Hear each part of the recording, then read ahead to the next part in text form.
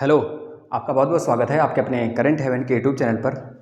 आपको पता है कि यह क्लास डेली होती है और साइंस का क्लास होता है और डीएलएड फोर्थ सेमेस्टर का क्लास होता है। अब ऐसा नहीं कि साइंस की क्लास है तो केवल डीएलएड फोर्थ सेमेस्टर के लिए है, अन्य विद्यार्थी नहीं देख सकते। भाई देखना चाहते हैं तो बिल्कुल देख सकते हैं और इसे शेयर भी कर सकते हैं जिस भी बच्चे को आप सिखाना चाहते हैं, क्योंकि यह टॉपिक ही ऐसे टॉपिक मैं ले रहा हूँ जो आपके सिलेबस से हैं। और प्लस मैंने कल देखा था, आप लोगों ने भी पढ़ा था आवेश के बारे में। बहुत ही भरपूर तरीके से मैंने नॉलेज दिया था, जिसके बारे में अगर आपने क्रैप्स किया है तो अच्छी बात है, उसको बढ़िया से 2-3 बार रिवाइज कर लीजिए। डायरेक्टली मैंने बोला था। अब यह चीज़ें मैं इस वजह से बहुत ही डिटेल में जा रहा हूँ थोड़ा सा, क्योंकि आपके एग्ज़ाम थोड़े से दूर हैं। 2 महीने से 2.5 महीने लग सकते हैं आपकी एग्ज़ाम में, दिसंबर मिड तक हो सकता है। लेकिन मेरे भाई हम यह नहीं कह रहे हैं दिसंबर मिड से ही होगा, लेकिन हो सकता है यह चीज़ मैंने बताया। अब ये साइंस की क्लास है। साइंस में आज हम लोग पढ़ने वाले हैं विद्युत धारा। डीएलएड फोर्थ सेमेस्टर की क्लास है। आप लोग फटाफट शेयर जरूर कर देंगे। जिस प्रकार से हमने आवेश के बारे में डिस्कस किया था, जो बच्चे आवेश के बारे में नहीं जानते हैं, शायद विद्युत धारा के बारे में नहीं समझ में आएगा उनको, तो प्लीज़ रिक्वेस्ट है कि उस क्लास को जरूर देख लीजिएगा। चलिए, मैंने बताया था कि आवेश को समझा था, तो सबसे पहले मैंने आपको एक तरह से परमाणु के बारे में बताया था, फिर मुक्त इलेक्ट्रॉन के बारे में बताया था। उसका सारी चीज़ क्रम से बताते हुए मैं आगे बढ़ा था। इसी प्रकार से मैं धारा के बारे में समझाने के लिए आपको विभव वगैरह सब कुछ समझाते हुए ले चलूँगा। पहले विद्युत वाहक बल समझाऊंगा मैं आपको। विद्युत वाहक बल क्या होता है, विद्युत वाहक बल, इसका मात्रक क्या होता है, सब समझाएंगे। विद्युत वाहक बल के बाद हम बढ़ेंगे आगे विभव और विभवांतर के ऊपर। विभव और विभवांतर, करंट से क्या रिलेशन है इसका, विभव और विभवांतर। ये तो अपने आप में काफ़ी लेंदी टॉपिक है। आप में प्रतिरोध नहीं है, नहीं तो प्रतिरोध को मैं बहुत ही अच्छे से डिस्क्राइब कर देता। अगर आप लोग का मानना हो, आप लोग चाहते हैं प्रतिरोध सर पढ़ाइए, तो मैं प्रतिरोध भी पढ़ा दूंगा, ठीक है। नहीं तो फिर सुपर टेट के लिए तैयार रहना, मैं उसमें पढ़ाऊंगा ही पढ़ाऊंगा। और एक बहुत अच्छी खबर मैं ला रहा हूँ आपके लिए। रोज़ सुबह 6 बजे डेली एक जीके का क्लास आएगा, जो कि आपके पूरे के पूरे जीके जीएस को कवर करेगा। सुपर टेट वाले को 5 या 10 मिनट का होगा, इम्तिहान से आप पढ़ सकते हैं। जीके जीएस कुछ भी, यह सब उसमें रहेगा, ठीक है ना। लेकिन छोटे छोटे टॉपिक बनाएंगे एक एक टॉपिक पर। जैसे मैं अभी ले रहा हूँ विद्युत धारा, तो डायरेक्टली विद्युत धारा के बारे में उसमें बोलूँगा बहुत ही अच्छे तरीके से, जो आपके एग्जाम में डायरेक्टली फंसेगा। इसके बाद मैं पढ़ने वाला हूँ विभव विभवांतर के बाद। विभव विभवांतर के बाद पढ़ने वाले हैं वैद्युत क्षेत्र क्या होता है। वैद्युत क्षेत्र के बाद आएंगे वैद्युत क्षेत्र की तीव्रता क्या होती है। वैद्युत क्षेत्र के बारे में पढ़ेंगे। इसके बाद वैद्युत क्षेत्र की तीव्रता क्या होती है, वैद्युत क्षेत्र की तीव्रता क्या होती है, वैद्युत क्षेत्र की तीव्रता क्या होता है। इसके बाद फिर हम आ जाएंगे अपने टॉपिक पर, जो विद्युत बल रेखा है। विद्युत बल रेखा के बाद विद्युत धारा पर आ जाएंगे। विद्युत बल रेखा क्या होता है, विद्युत बल रेखा के बारे में काफ़ी ज़्यादा प्रश्न आता है भाई। जिस प्रकार से चुंबकीय रेखा के बारे में पढ़ना है, उसी प्रकार से इसके बारे में पढ़ना है। विद्युत बल रेखा के बाद विद्युत धारा के बारे में पढ़ना है, जो कि आपका टॉपिक ही है विद्युत धारा। विद्युत धारा के बारे में पढ़ना है, बहुत ही अच्छे तरीके से पढ़ना भाई। देख लो, मुझे शौक नहीं है कि फ्री में बाँचने का, है ना। मुझे भी पता चलता है कि जब एक टीचर, जब वो टीचर आकर बहुत ही अच्छे खासे रकम लेकर ऐंठ के चले जाते हैं, तो मुझे नहीं खलता है। लेकिन इस बात का दुख होता है मुझे कि जो चीज़ें मैं आपको देता हूँ, वो चीज़ें मैं ये नहीं कहता किसी और प्लेटफॉर्म पे नहीं मिल रहा है, हर जगह मिल रहा होगा बहुत अच्छे अच्छे टीचर, लेकिन मैं अपना एफर्ट पूरा लगाता हूँ, बस अपना एफर्ट नहीं लगा सकते हैं। इस बात का दुख होता है मुझे। आपको जो काम मैं सौंपा हूँ, बस उस काम को नहीं करते हैं। लेकिन आपने जो काम मुझे सौंपा है, मैं बहुत ही ईमानदारी से करता हूँ, वो करूँगा, पूरी लाइफ टाइम करूँगा। क्योंकि मैंने जिसका हाथ भी थामा ना, पूरे लाइफ टाइम के लिए थामा है। तो बताओ, आप तो मेरे मित्र हो, मैंने उनका भी हाथ थामा है तो पूरे उम्र भर के लिए थामा है। और जब आपको पढ़ाने को भी मैंने ठाना है, तो पूरे उम्र भर के लिए ठाना है। मतलब कि यह प्लेटफॉर्म जब तक जिंदा है, मतलब जब तक सांसें चलेंगी, या इस प्लेटफॉर्म पे मैं आता रहूँगा, इस बात को मैंने ठान लिया है। लेकिन आप लोग साथ दोगे तो। उन्होंने तो साथ दिया, इसलिए मैंने उनका हाथ हमेशा के लिए थाम रखा है। क्योंकि ईमानदारी सबसे बड़ी चीज़ होती है, दोनों हथेली, मतलब दोनों तरफ से, दोनों हाथों से हथेली बसती है, बस इस तरह से समझ लो। चलो आ जाते हैं विद्युत वाहक बल पर। सबसे पहला टॉपिक है विद्युत वाहक बल किसे कहते हैं। अगर आपसे पूछा जाता है विद्युत वाहक बल होता क्या, आप खुद बताओ विद्युत वाहक बल का मतलब क्या होता है। विद्युत वाहक बल का मतलब एक ऐसा कौनो जादू हो जो कि दूसरे को चला दे, यह समझ लो। मतलब कि किसी चालक पदार्थ में से विद्युत धारा को एक सिरे से दूसरे सिरे तक ले जाने वाला जो जो कारक होते हैं, वो सब विद्युत वाहक बल की श्रेणी में आते हैं, इतना समझ लो। मतलब कि किसी भी एक चालक पदार्थ में से जो विद्युत धारा निकलती है, वह किसी दूसरे चालक पर कैसे पहुंचती है, किसके माध्यम से पहुंचती है, यही विद्युत वाहक बल कहलाता है। बस इसका समझ लेना मेरे भाई। दूसरे सिरे पर कैसे पहुंच गई, किसके द्वारा पहुंची, वही तो बल है, वही तो विद्युत वाहक बल है, बस इतना समझ लो। जैसे ट्रांसफार्मर आप देखते हैं, ट्रांसफार्मर में दो एक तरह से मतलब गुच्छे होते हैं, गुच्छे बोल लो या फिर उसको बोल लो भाई दो एक प्राइमरी जंक्शन होता है, एक द्वितीयक होता है। तो प्राइमरी पर जब मैंने धारा दिया, द्वितीयक पर फिर कैसे पहुंचा, यही तो विद्युत प्रेरक पढ़ाएंगे उसको, बहुत ही अंदर चले जाएंगे फिर मैं। अब देखिए, अब हम विद्युत वाहक बल को आपको समझाना चाहते हैं सेल के माध्यम से। जैसे बैटरी हो गया, जैसे जनरेटर हो गया, इसमें भी विद्युत वाहक बल होते हैं, इलेक्ट्रिक मैग्नेटिक फोर्स भी होता है, वो चीजें मैग्नेट में पढ़ेंगे। लेकिन जनरेटर में जो करंट फ्लो होता है विद्युत वाहक बल के कारण ही होता है मेरे भाई, है ना। जिसका मात्रक अगर देखें, विद्युत वाहक बल का जो मात्रक होता है वोल्ट होता है, वोल्ट। अब वोल्ट को किसने लाया, वोल्टा ने लाया। वोल्टा एक साइंटिस्ट है जो अपने नाम पर ही रख दिए वोल्ट। वोल्ट मतलब विभव, विभव के बारे में आप पढ़ने वाले हैं। आज हम विभव के बारे में पढ़ते हैं। विभव क्या होता है, विभव क्या होता है, तो विभव के लिए आपको यह जानना चाहिए कि एकांक आवेश को, जब किसी आवेश को अनंत से लाने में जो मैं कार्य करता हूं, जो हमारे द्वारा कार्य किया जाता है किसी एक बिंदु पर, किसी एक बिंदु के लिए, उसे विभव कहते हैं। यानी कि मैंने क्या कहा, विभव क्या है, एकांक आवेश को किसी, या एकांक आवेश को अनंत से लाने में किसी एक बिंदु पर, अनंत से लाने में किसी एक बिंदु, मतलब अनंत से किसी एक बिंदु तक लाने में जो कार्य किया जाता है उसे हम क्या कहते हैं, विभव कहते हैं।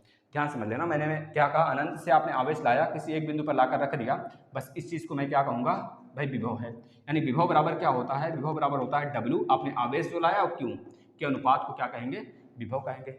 एक और फार्मूला बना सकते हैं, मतलब डेफिनेशन बना सकते हैं अपने से। विभव क्या होता है,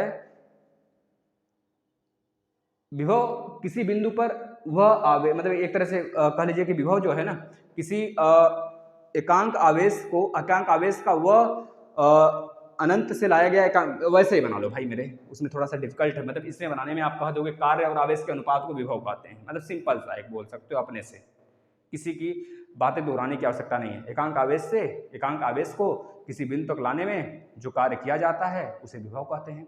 एकांक आवेश को रटने वाली बात हो गई, लेकिन अपने से भी देख सकते हो, कार्य और आवेश के अनुपात में जो संबंध होता है वही विभव कहलाता है। यह चीजें भी तो हो सकती हैं। अब बताओ विभव का मात्रक क्या होगा, कार्य का मात्रक जूल, क्यों, मतलब आवेश का मात्रक कूलाम, पढ़ा था ना मैंने, कार्य का मात्रक जूल और कूलाम का मात्रक मतलब यह आवेश का मात्रक कूलाम होगा। यानी जूल प्रति कूलाम ही होता है भी का मात्रक, यानी कि विभव का मात्रक। अब जूल प्रति कूलाम को ही हम क्या कहते हैं मेरे भाई, वोल्ट कहते हैं, वोल्ट कहते हैं। याद रखना, वोल्ट, कितने वोल्ट का है बैटरी, कितने वोल्ट का है, ये बोलते हो ना कितने वोल्ट का है, ये चीजें बोलते हो। तो ये चीजें होंगी। लेकिन अब विभवांतर क्या होता है, अब वह विभव तो आप ला के किसी एक बिंदु पे रख दिए हैं, अब उस विभव को जगह जगह पहुंचाना भी तो है हमें। एक आपके घर में ट्रांसफार्मर पे आ गया पूरा का पूरा इलेक्ट्रिक, मतलब करंट आ गया, आवेश आ गया, अब वहां से आपके घर में, आपके गली में, आपके गली में, आपके गली में, सारे गलियों में तो बांटना होगा भाई। एक ही साथ जितना आया है, हजार, मतलब कि 500 वाट का पूरा अगर इकट्ठे आपके घर में और डाल दें तो भैया घर बचेगा क्या, धधक जाएगा पूरा। तो याद रखना, विभवांतर अगर आपसे पूछे क्या होता है तो बताना है, जब किसी चालक में से विद्युत धारा प्रवाहित होती है तो उसके सिरों के विभवों में कुछ अंतर पैदा हो जाता है, जिसे हम विभवांतर कहते हैं। यानी कि किसी भी दो विभव के बीच के अंतर को विभवांतर कहते हैं, ये चीज समझ लो, ठीक है ना, इतनी बातें बस।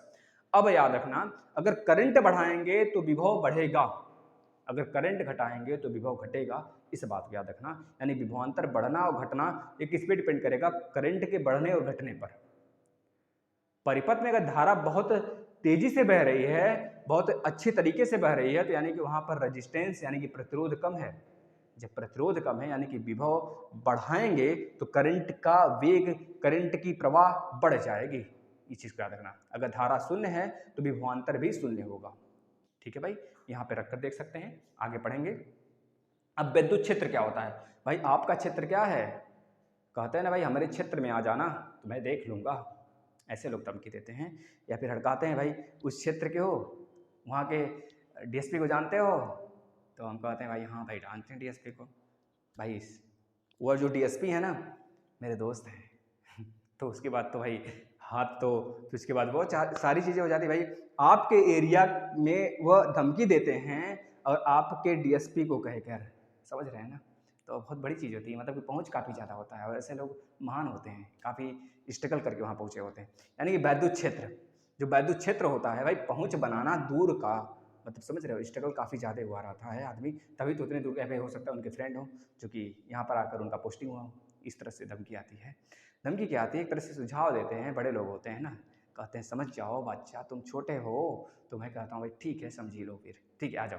वैद्युत क्षेत्र, किसी आवेश या आवेशों के चारों ओर का वह क्षेत्र, जैसे आप हो जिस क्षेत्र में, आप कहोगे हमारा क्षेत्र मतलब जहाँ पे मैं रहता हूँ, उसी प्रकार से आवेश जहाँ पे रहता है या फिर आवेश के चारों तरफ का वह क्षेत्र जिसमें कोई दूसरा आवेश अपने आप पर एक बल का अनुभव कर ले, उसे कहते हैं वैद्युत क्षेत्र। जैसे माइनस है, जब तक प्लस नहीं रहेगा तब तक वह करंट फ्लो ही नहीं होगा, यानी कि माइनस की वजह से अगर प्लस वहाँ पर आ जाता, माइनस स्थित है, अगर वहाँ पर प्लस आ जाता है और प्लस वैद्युत बल का अनुभव करता है तो वही आपका वैद्युत क्षेत्र कहलाता है, पूरा का पूरा क्षेत्र। समझ गए ना, वैद्युत क्षेत्र किसे कहते हैं, समझ में आ गया होगा। अब आ जाते हैं वैद्युत क्षेत्र की तीव्रता किसे कहते हैं। भाई बुरा मत मानना है ना, सारी इसके लिए देखिए वैद्युत क्षेत्र की तीव्रता। अगर वैद्युत क्षेत्र की तीव्रता की बात करते हैं तो इसे हम ई से दिखाते हैं। किसे दिखाते हैं, वैद्युत क्षेत्र की तीव्रता यह भाई ई से दिखाते हैं। वैद्युत क्षेत्र की तीव्रता ई से दिखाते हैं, कैपिटल ई से। कैपिटल ई से वैद्युत क्षेत्र की तीव्रता को दिखाया जाता है। यदि किसी वैद्युत क्षेत्र में किसी बिंदु पर क्यों आवेश पर यफ बल लगाया जाए, यफ बल लगा दिया जाए तो उस बिंदु पर वैद्युत क्षेत्र की तीव्रता क्या हो जाएगी, या फिर उस बिंदु को वैद्युत क्षेत्र की तीव्रता कहेंगे। ठीक है, यदि किसी वैद्युत क्षेत्र में किसी बिंदु पर आवेश जो है क्यों है और उस पर एफ बल लगा दिया जाए, यानी कि E equal to F upon Q, बल और आवेश के अनुपात को वैद्युत क्षेत्र की तीव्रता कहते हैं। इस प्रकार से आप कह सकते हो ई इक्वल टू एफ अपान में क्यू, एफ अपान में क्यू, ये चीज़ें दिमाग में रख लीजिएगा। अब वैद्युत क्षेत्र का अगर मात्रक पूछ ले आपसे तो यह न्यूटन है या कुलाम है, यानी कि वैद्युत क्षेत्र का मात्रक क्या होगा, न्यूटन, न्यूटन प्रति कुलाम। यह चीज़ें दिमाग में रख लेना, वैद्युत क्षेत्र का मात्रक। और वैद्युत वाहक बल का मात्रक वोल्ट, भाई याद रखना वोल्ट, ठीक है ना, ये चीज़ दिमाग में रख लीजिएगा। और अब हम चलते हैं आगे, वैद्युत बल रेखा क्या होती है। किसी आवेश के चारों तरफ, किसी आवेश के चारों ओर के वैद्युत क्षेत्र को दिखाने वाली बल रेखाएं वैद्युत क्षेत्र की बल रेखा कहलाती हैं, है ना, याद रखना भाई। किसी आवेश के चारों ओर के वैद्युतीय क्षेत्र को दिखाने वाली बल रेखाएं जो होती हैं मतलब वैद्युत बल रेखाएं कहलाती हैं। जैसे चुंबकीय बल रेखाएं क्या है, जहाँ तक चुंबक का प्रभाव है, चुंबक का बल रेखा मतलब चुंबक का क्षेत्र जहाँ तक दिखा रहा है, ये चुंबक, जैसे कि आप कहते हो मेरा गांव दिख रहा है, तो आपका वह क्षेत्र है, वह चीज़ें आपको दूर से ही दिखाई दे रही हैं, है ना, तो आप अपना साहस दिखा रहे हैं वहाँ पे ना।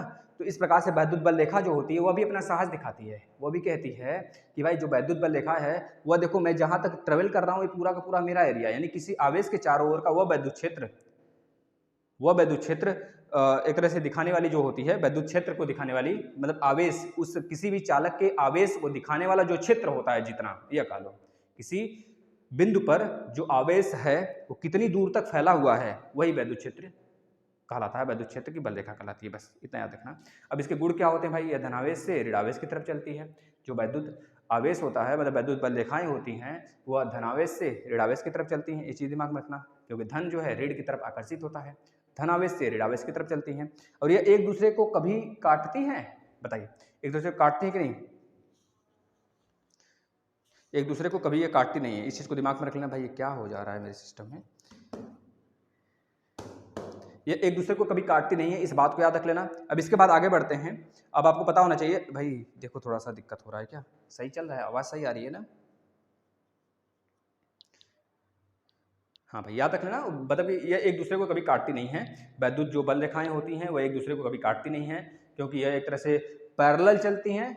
जो चुंबकीय बल रेखाएं होती हैं उसमें पढ़ेंगे वो कर्व में चलते हैं, जो कि वह भी एक दूसरे के कभी काटते नहीं, उनके बीच की जो दूरियां होती हैं हमेशा बराबर होती हैं।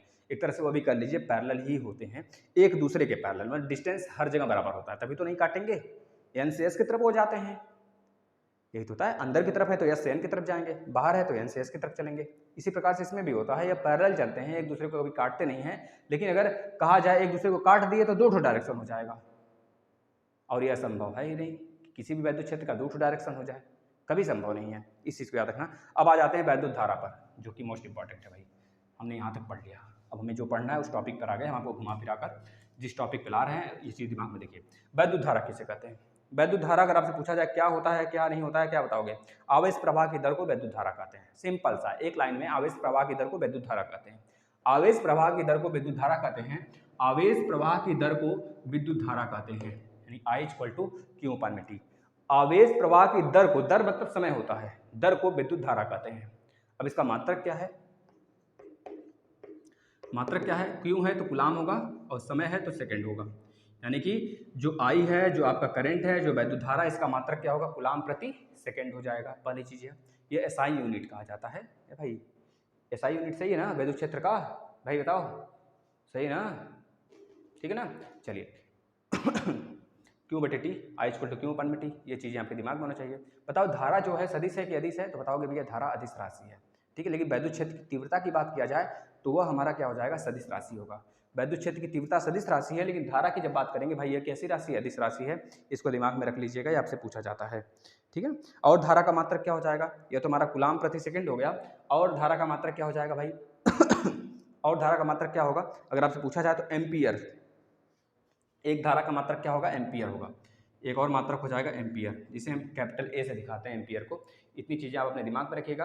और वैद्युत धारा एक अदिश राशि है, ये भी दिमाग में रखिएगा। और वैद्युत धारा की जो चाल होती है वो प्रकाश के चाल के बराबर होती है, मतलब वेग, चाल नहीं वेग। वैद्युत धारा यानी धारा का जो वेग होता है, धारा का जो वेग होता है वो प्रकाश के वेग के बराबर होता है, प्रकाश के वेग के बराबर होगा, ठीक है ना। प्रकाश का वेग कितना होता है, 3 × 10⁸ मीटर प्रति सेकंड होता है। 3 × 10⁸ मीटर प्रति सेकंड होता है, ठीक है। इस चीज़ को याद रख लेना। धारा का वेग जो होगा प्रकाश के वेग के बराबर होगा, 3 × 10⁸ मीटर प्रति सेकंड होगा, भाई याद रख लेना। इस चीज़ को पूछा जाएगा। इलेक्ट्रॉन का बहाव हमेशा ऋण वस्तु से धन वस्तु की तरफ होता है, याद रखना। जैसे कि आप परिपथ बनाते हैं, परिपथ जब बनाते हैं ऐसे, तो जो यहाँ पर बनाते हैं ना बोल्ट, यहाँ पे प्लस बनाते हैं माइनस बनाते हैं, प्लस बनाते हैं माइनस बनाते हैं, तो जो इलेक्ट्रॉन का प्रवाह होगा ना माइनस से प्लस की तरफ होता है, माइनस से प्लस की तरफ होता है। यह बात भी छोटे छोटे एग्जाम में पूछ सकता है, तो आप इसको याद रख लेंगे, जो कि हमेशा के लिए याद है। अब वैद्युत धारा, अब एक चीज़ हमें बता देना, एक कॉन्सेप्ट अगर आपको क्लियर हुआ हो तो बताना।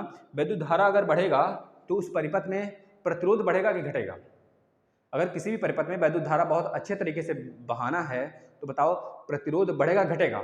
भाई किसी भी परिपथ में अगर वैद्युत धारा बहुत ही सुचारू रूप से चल रहा है तो जाहिर सी बात है उस परिपथ में जो प्रतिरोध होगा थोड़ा सा कम होगा, उसके कंपेरिजन में जहाँ पे रुक रुक के वैद्युत धारा जा रही है। अगर वैद्युत धारा बढ़ाएंगे तो प्रतिरोध कम हो जाएगा, अगर प्रतिरोध वहाँ पे ज़्यादा है तो वैद्युत धारा वहाँ पे कम जाएगा। दोनों में एक तरह से कह लीजिए भाई विरोधाभास है, यानी कि इनडायरेक्टली प्रोपोर्शनल है।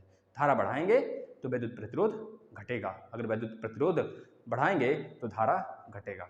इस चीज़ को याद रख लेना भाई, ये पूछा जाता है। अगर टेम्परेचर बढ़ा दिए, अगर किसी भी चालक का तार बढ़ा दिए, जो आपका चालक है, अगर मतलब चालक है जिस तार में बह रहा है उस तार की लंबाई बढ़ा दिए, तार की लंबाई बढ़ेगा तो प्रतिरोध बढ़ जाएगा। इस चीज़ को याद रखना। और जब प्रतिरोध बढ़ेगा भाई तो धारा तो कम ही हो जाएगा, है ना। इसमें जो R = V/में I होता है ना, वहाँ से हम इसको प्रूव कर सकते हो आप लोग, ठीक है ना। बताओ यहाँ तक क्लियर है।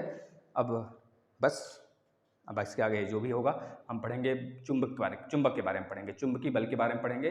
जैसे विद्युत धारा के बारे में आज आपने पढ़ा, अब चुंबकीय बल के बारे में पढ़ेंगे, ठीक है। यह रहा आपका पहला लेक्चर, मतलब दूसरा लेक्चर, पहला हो गया मतलब पहला टॉपिक है, पहला चैप्टर है आपका। भी कल वाला खत्म हो जाएगा तो पहला चैप्टर खत्म हो जाएगा। बस इतनी चीज़ें हैं, आप इसे बहुत अच्छे से देखते चलिए, प्लीज़ आपसे रिक्वेस्ट है। और शेयर जरूर करिए मेरे भाई, अगर किसी बात का बुरा लगता हो तो माफ़ी जरूर दीजिएगा। और ये चीज़ें आपके लिए बनाई जा रही हैं तो आप ज़्यादा से ज़्यादा हर ग्रुप में शेयर करेंगे। धन्यवाद।